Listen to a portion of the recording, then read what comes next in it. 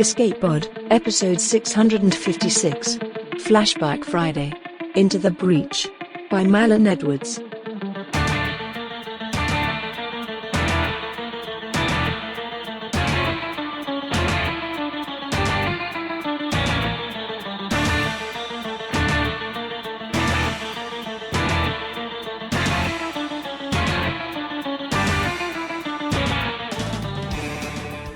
Hi everyone, welcome to this month's Flashback Friday.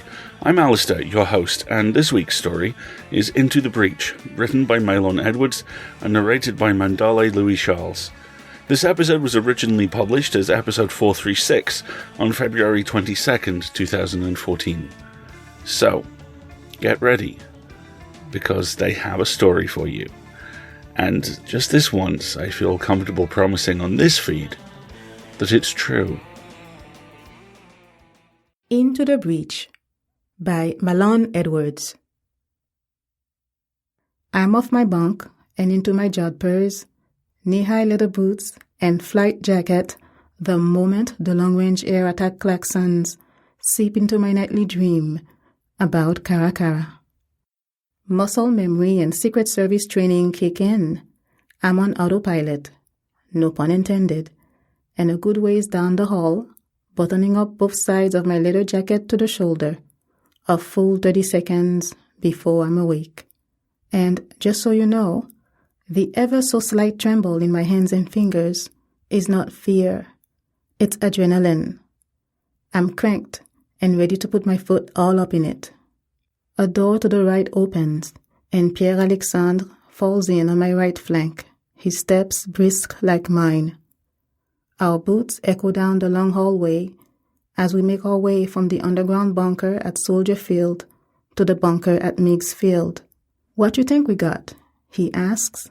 My reptile mind, that wonderful hedonistic thing of mine, notices how lovely his make me jump up and dance like I just caught the Holy Ghost in church dark skin looks in the red emergency scramble lighting. And yeah, I know, I'm going to hell for that. A door to the left opens, and René Bastien, better known as Pretty Boy, falls in on my left flank and matches our stride. My guess is 15 bogies coming in hard and fast from the south, he says. His flight jacket is only half buttoned, and he's not wearing his TI-issued white t-shirt. That's Tuskegee Institute, for those that don't know. I flicker a glance at his beautiful, honey-hued, well-muscled chest and frown. I bet he just left some police academy recruit in his bunk. Good and Plenty is going to smack him upside his head for entertaining unauthorized personnel after lights out. Lax discipline gets people killed. We've had enough of that lately. It don't matter what we got, I tell them, throwing open the double doors leading to the enormous underground hangar at Meigs Field, as long as we finish what they start. We hustle down the short flight of metal stairs and fan out to our respective bright-shirted handlers waiting for us at our outfit stations. Me to Skittles, Pierre Alexandre to Sour Patch, and Pretty Boy to Good and Plenty. Good and Plenty pops the back of Pretty Boy's neck with a comb before she hands it to him and buttons up his flight jacket. Skittles catches my eye as I pull on thin leather gloves and stand shoulder-width apart on my platform, arms outstretched. "You okay?" she asks, as her fingers flow across her station console, manipulating my exoskeleton into place from above. I hesitate for a fraction of a second before I answer. Bien. I'm cool. Skittles tries to hold my gaze. She knows I'm still grieving hard. Instead, I look at the empty outfit stations scattered throughout the hangar. Once, there were 36 of us, including Kara Kara. I still can't bring myself to look at her station on my right. Robotic arms lower the torso of my powered armor onto me, and I'll fit my arms and legs with the rest of my sleek exoskeleton. I feel all components lock into place, one by one. "You online?" Skittle says, handing me my helmet. "Systems check?" I ask her. "All systems green, including weapons." What's the gouge? Skittles glances at a second console screen. 31 Bandits, South by Southwest, City-State Airspace ETA, 5 minutes. Shit, this isn't just a show of force. The state of Illinois wants to crush us, wipe us out, smother us in the bed of a city-state infancy. Is the Sybil safe? I ask her. She nods. Safe and protected, in an undisclosed location with Marie-Thérèse, Marie-Louise, Jean-François, and the last CPD contingent. That's Chicago Police Department, for those that don't know. I smirk. I told them they'd outlive us. We're not dead yet, Pretty Boy says, and his voice echoes as it carries to me from across the almost empty bunker. We will be, if you don't put down that damn comb, Pierre-Alexandre tells him. I pat my tight and right Janelle Monáe before I wreck it with my helmet. I'm taking the scissors to your hair when we get back, I say to Pretty Boy. If we get back. Pretty Boy shakes out his hair before he puts on his helmet. Cut these beautiful curls, he says through our helm link, and you take away my power. Your power of bullshit, Pierre-Alexandre says. I can't help but smile. Good thing they can't see it. They might think I'm getting soft. Scramble in 30 seconds, I tell them. Skittles start the countdown clock before she steps onto my platform and throws both arms around me. Caligeo. Her voice is soft, hesitant. I needed that hug. I don't tell her that, though. My eyes are always open, I say instead, except when Caracara died. It wasn't your fault, she says, putting on her headset and switching to our private comm link. Skittles is a good handler. She knows me better than I know myself. Tell that to my dreams, I whisper. 100 feet up, the roof of the bunker slides open, taking its sweet time. Skittles steps off my platform and goes back to her console. I watch the last 10 seconds to lift up, flip down to 0 on the huge digital clock affixed to the far wall. Amusez bien, Skittles says in my earcom. Her voice now, normal husky like far-off water over rocks. Tandis que, fais attention. I laughed into a private comlink. Both fun and careful are my middle names, I tell her before I touch my left thumb to the base of my left pinky. The rocket pack, molded into the powered armor Skittles designed and built for me, rose to life. Not wanting to be left in my exhaust, drawers down and ass out embarrassed again, Pierre-Alexandre and Pretty Boy fire up their rockets too. I look over at them, and then up at the so small dark sky. Même là, prom, I tell him. Catch me if you can. I didn't think that day would be our last together. I didn't think that would be our last sortie. I didn't think I would never see you again. You gave me no reason to think that way. You were fierce. You were bold. You didn't take shit from nobody. You never doubted yourself. At least that's what I thought. You'd always said, if we doubt, we die. I often wonder if you'd ever thought, I just may die today. But then I shake those thoughts away and I put on a stupid bravado along with my armor, like I did just now in the hangar with Skittles. Yeah, I was fronting. Tanku seu, tanku grand-père. Just like you, just like our grandfather. We must have gotten it from him. And look where it got you. I wonder if I'm going to die today. I hope I don't die today. I am afraid of dying today. But not if that means I get to see you again. Not that I didn't believe Skittles, but I'm still surprised to see 10 Maybach 62S exofighters escorting 21 Conquest Night 15 shit shells over the south suburbs, just miles short of city-state airspace. Well, I did tell Skittles Fun is my middle name, and careful too, but to hell with that. Belle-Fleur, grand-mouais, my grandmother, used to say, Capon enterré mamal.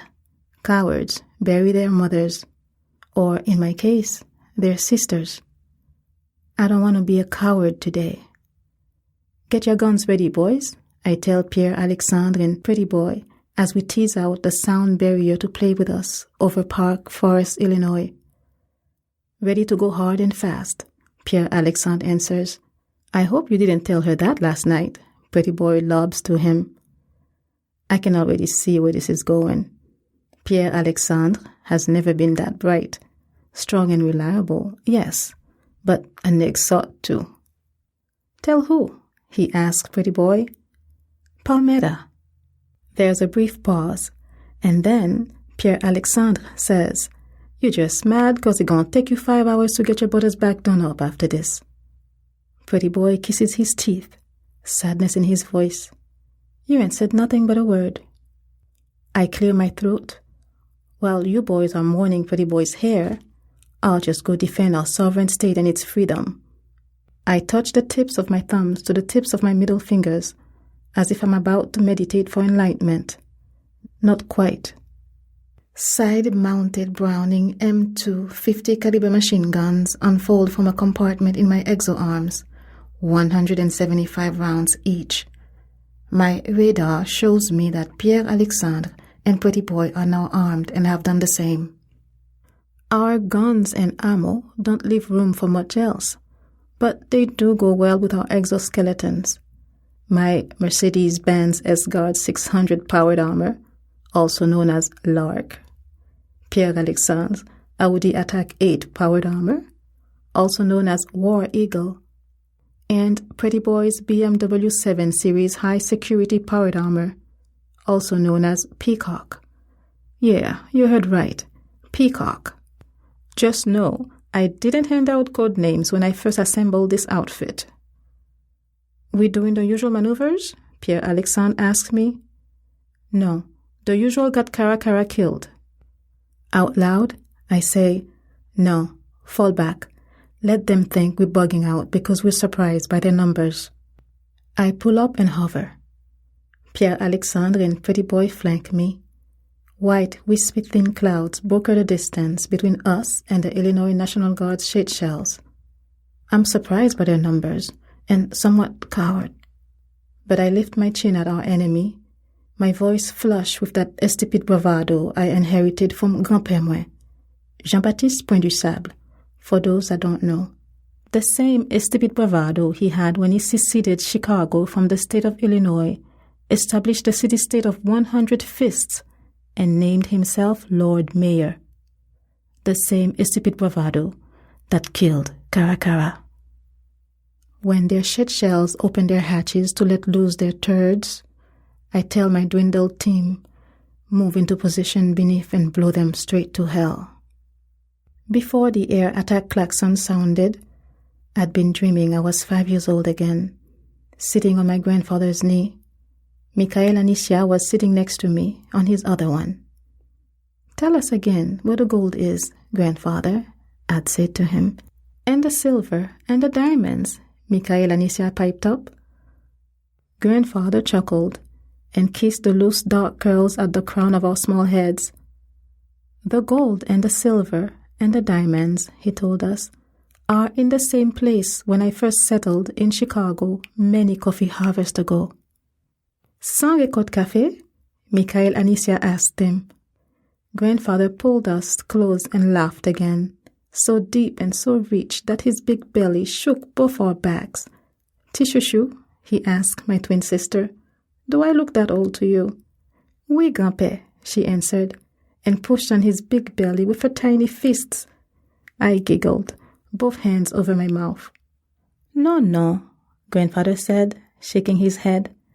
I have seen nowhere near 100 coffee harvests. Now, your grand, Belle-Fleur, she has seen many récoltes café.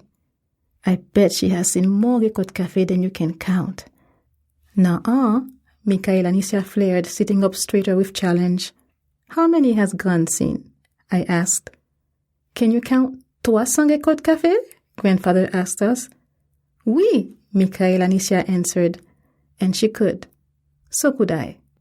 Gran is not that old, I said, my mouth pursed in disbelief. Oh, but she is, grandfather assured us. Belle fleur mouais, l'amour chéri mouais, your grandmother.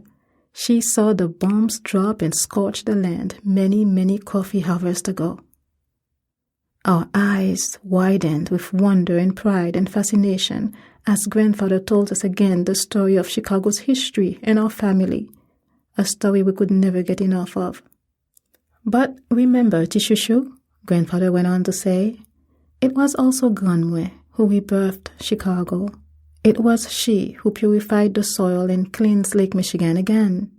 It was she who put the gold and silver and diamonds, and the copper and the uranium too, deep down in the earth, and called it the Gold Coast, all so we could rebuild and thrive and live. And the big bad state wants us to give it all to them, Mikhail Anicia shouted, her fist clenched angry. Just like the big bad wolf, I shouted with her. Ah, but Tifi chéri moyo, grandfather said, we should always share with those who are less fortunate. Why? Mikhail Anicia asked, her fist still angry. They take and take and take, and they never give anything back. Evre, I shouted, wanting to be louder than my sister. They will take until we have nothing left. No, they won't, grandfather told us, his voice deep and calm. We will only share until they have enough, until they can rebuild and thrive and live, just like us. And when they are finally able to do so, we shall share no more, and they will take no more. Non, grand-père, Mikhail Anicia said. Au fait, they will always take and take because they are bigger and because they are bullies. Ah, Tishushu, grandfather tutted, but I'm right.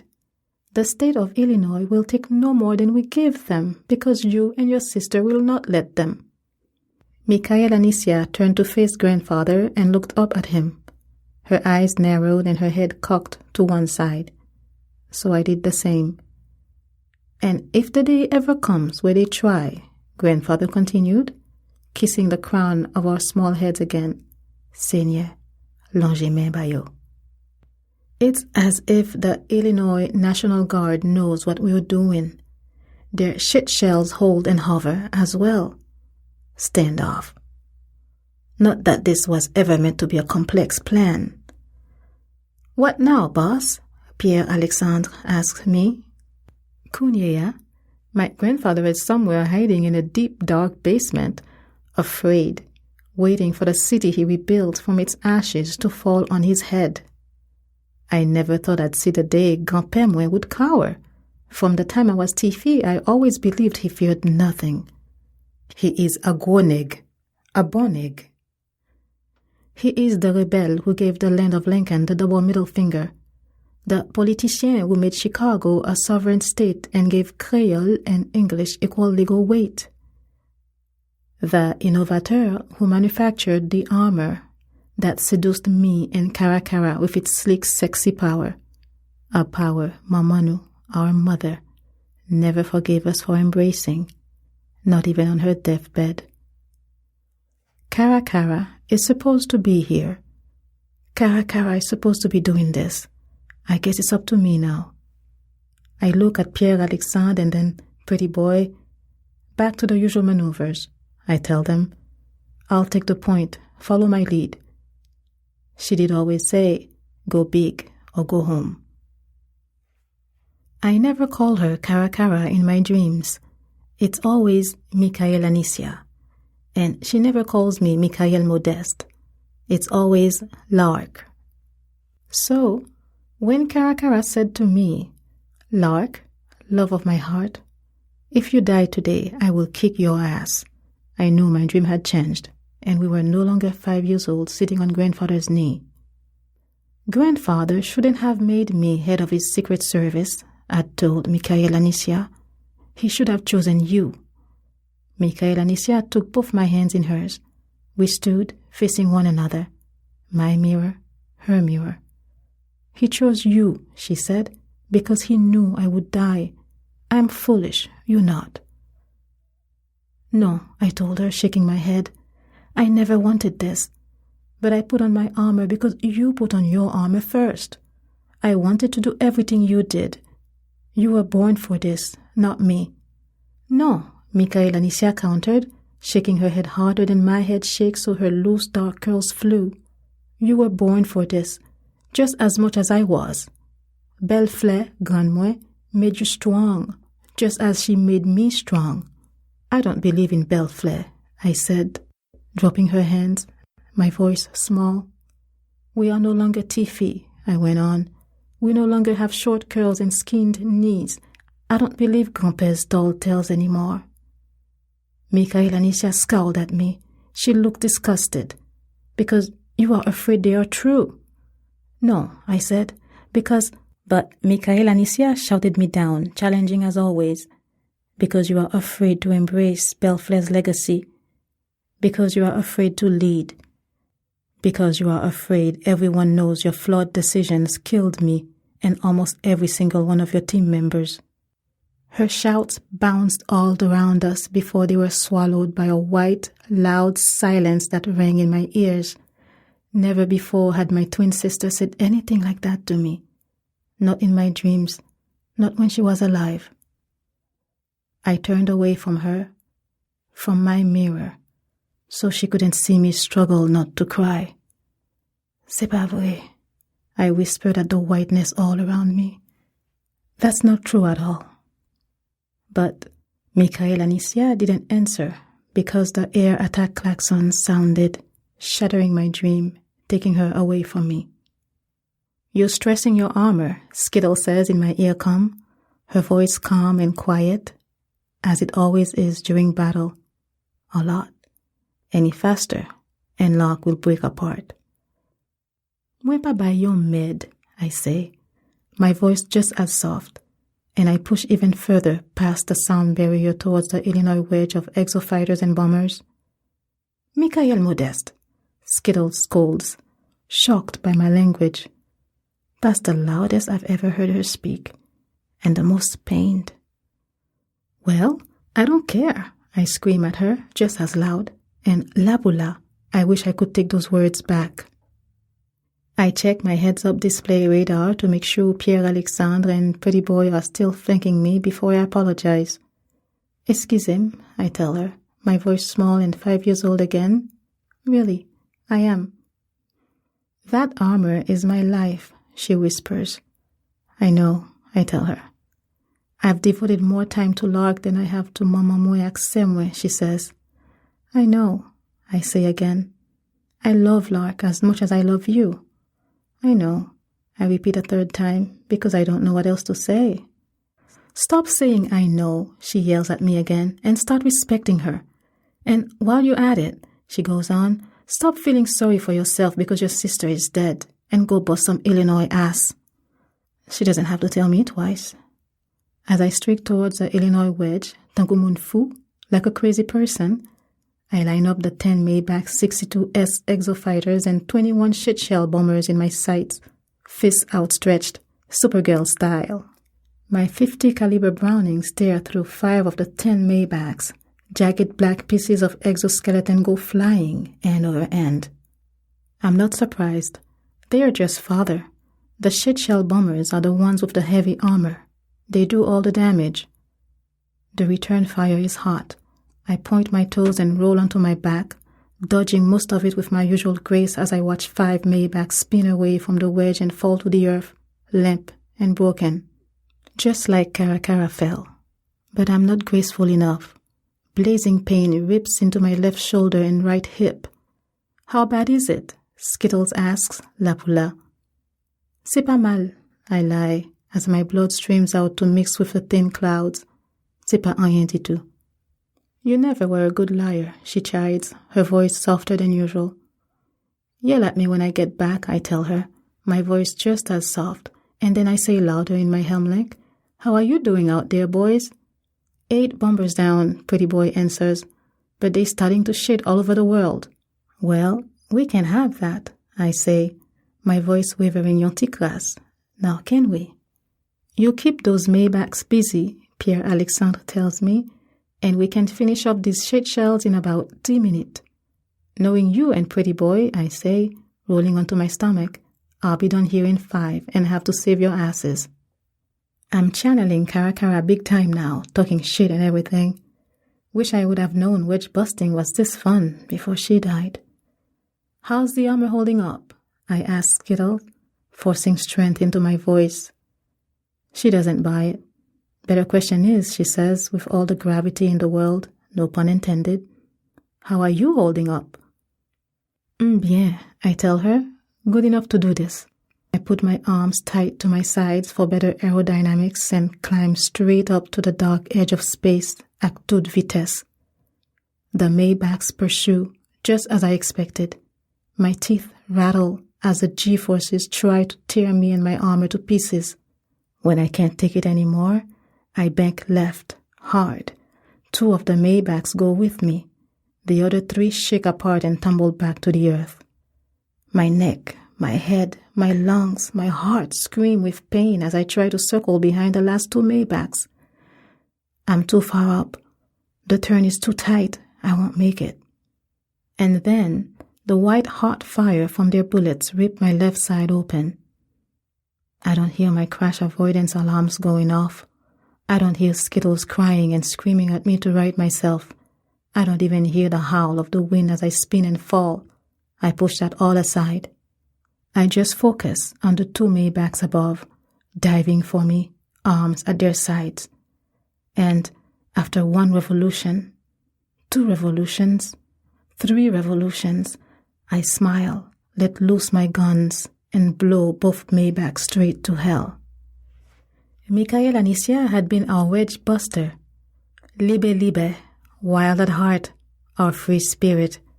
More than 150 sorties and hardly a scratch to Cara Cara. She'd been badass that way. Michael Anicia had also fiercely believed in Bellefleur. She believed Bellefleur had been stricken with polio by Babalou Aye, the god of sickness and disease, who withered every last one of Bellefleur's organs when she was Tiffy. She believed Grand, our great-grandmother, took Bellefleur to a steam surgeon who specialized in metallurgy and glasswork and told him to fix her daughter. She believed the steam surgeon removed all of Bellefleur's withered organs, gave her a steam clock heart and compost boiler, and then encased her torso with nigh unbreakable glass. She believed Bellefleur's compost boiler, powered by the most high-quality coal dust, creates rich, dark, pristine topsoil every 3 weeks. She believed Bellefleur used that rich, dark, pristine topsoil to cover the scorched land and glowing ash left by the bombs and warheads. She believed healthy and vibrant grass, plants, and trees grew from Bellefleur's rich, dark, pristine topsoil. She believed the transpiration from the healthy and vibrant grass, plants, and trees reversed the effects of nuclear winter, bringing fat, cleansing raindrops not seen for years on the North American continent. And she believed after the war, Bellefleur placed gold, silver, and diamonds, and uranium and copper too, deep within the earth beneath Chicago, called that land the Gold Coast, and left it all for Grandpère to govern as Lord Mayor. Those were the beatitudes of Michael Anicia. But now, as I streak toward the earth like a ball of fire, I recite her beatitudes and make them mine, and they give me strength.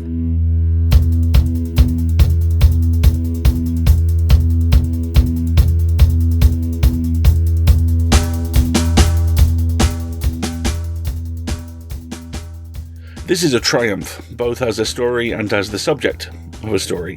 Maylon is, to my mind, one of the finest voices of this generation of genre fiction writers, and this piece's willingness to go to some unusual, difficult places only confirms that.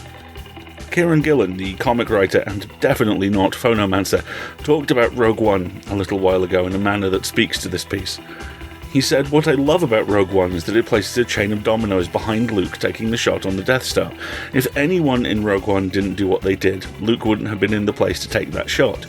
Every single guard in that corridor who Vader plows through, each slows him by a fraction of a second. If any ran, the Death Star's still there. The point he makes is a good one. There is, despite Luke being the one who blows up the Death Star, no single hero in the Rebel Alliance. If any of Rogue One didn't act as they do, the rebellion would die. If Galen Erso chose a different path, a less scrupulous scientist would end up at the Death Star project. If any of those soldiers, as Kieran says, who Vader mauls, cut and run, he regains the plans. The rebellion dies. The story ends. No one's a hero. Because everyone is a hero. And because everyone is a hero, not everyone gets to live. The concepts of selflessness and pragmatism have been a big part of my compass for my whole life. I'm aware that sounds like a humble brag. Allow me to provide a little context. I am the child of a teacher and a nurse. I've worked retail, as a bouncer, as a janitor. I've been conditioned to want to be part of something by being a part of it, by knowingly subsuming just a little of my identity to get the greater job done, or that's how it works on the good days. On the bad, I throw myself into a job where I'm invisible to cope with the fact that I don't want to be seen. Willfully participating in the destruction of individuality, because that way the noise gets turned down a little and I don't have to think too much because someone else is doing it for me. It's an attractive feeling. A buzz is at the base of the skull, a constant rolling low-level dopamine hit. John Carpenter had it right in They Live. Stay asleep. Malon has it right here too, because the fights we have to gear up for are the ones it's very possible we can't win. Not just because of my 10th Doctor-esque fondness for humanity as individuals, if not a collective, but because they're the ones that matter, and at the moment there seem to be so many fights that matter, don't there? An embarrassment of choices for our final heroic moments. A veritable banquet of last stands. Malon, again, steers us right. You go where you're needed. You go where you can protect others even if you aren't protected yourself. You go where you can help, and sometimes that doesn't mean where you're seen. You'll be frightened. Whatever you do, the fear, even now, sometimes tells me not to bother. 12 years to catastrophic climate change? We should just adapt now. A year since I ran? Why bother going back? 6 years since I took a martial art? Best not go back at all. No. That's not how this works. That's not how life works. Gear up. Make a choice. We all, always have choices. To vote. To help. To live. To exercise. Did I mention to vote? To stand our ground and, to quote Captain Steve Rogers, say, no. You move. And most of all, to watch over the people around us, because every fight is a good fight. And in every fight, we are outnumbered. But like one of the first great American philosophers of this century said, tomorrow there'll be more of us.